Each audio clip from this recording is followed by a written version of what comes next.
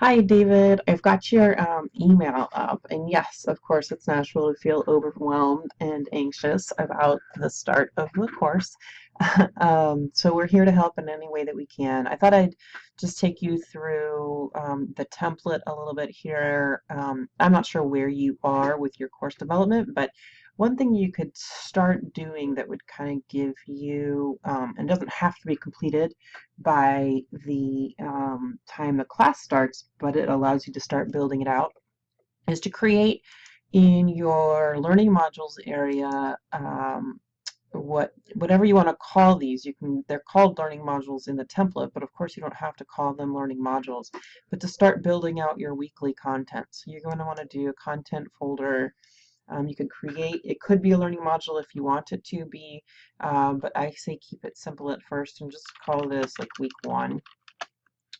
And hit submit. You've got now a bunch of stuff that you've probably already got that you want them to do in week one. So then we go inside of week one and you'd be building content and linking. I always recommend doing items so then you can go build content and start uploading the items that you want for your students to access. Or this could maybe just be stuff like this where you're actually writing it out here.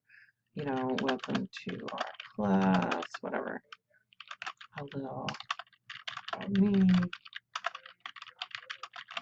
whatever. Right, so if you do that kind of thing, then it's going to get displayed right in that week one folder. Let's do another one. Okay, and then let's say getting started with Blackboard, right? We can say if you're new to Blackboard, please visit the help resources on the home page. And then especially the discussion boards, let's say, because we'll be using that tool. Or if there's one tool that you know they'll be focusing on, if they're going to be submitting assignments or discussions, maybe tell them that so that they know maybe where to focus their efforts. So you're basically just building out these items inside of your week one folder, right? Then you could also put a link to your syllabus file in here, a schedule file, anything that you want them to access in week one. You could link to the discussion board tool and create a new forum, let's say that is the introduction icebreaker.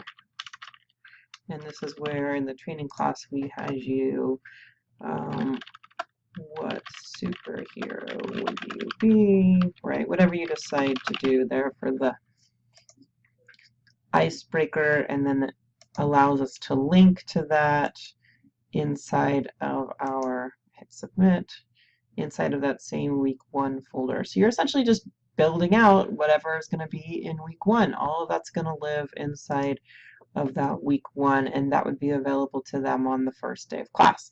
Now, as you make your way through week one, then you can do week two, knowing that that one won't be ready, so that would be display after, and then you can decide, I'm not sure what day your class starts, but let's say week two starts on the 13th of June, you could time date and put a date on that so that it's not available yet, and you can then go in and start building this out knowing that students won't see it yet. So that's kind of where I would recommend getting started, and then you could just sort of start filling in.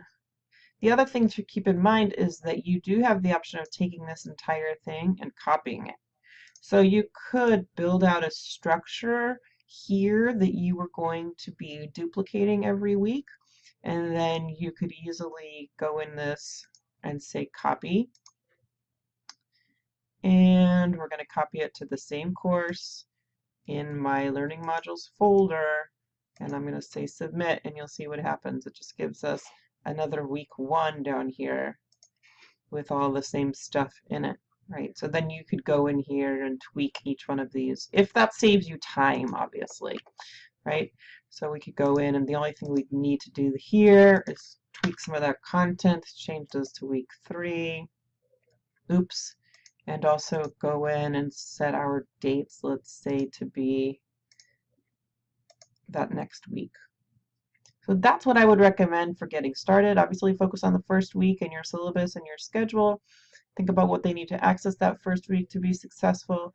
Then you can either copy that structure to weeks 2, 3 subsequently, or just create your 2 and your subsequent week folders and start putting stuff in there. Okay, hopefully that helps. Let me know if you need more.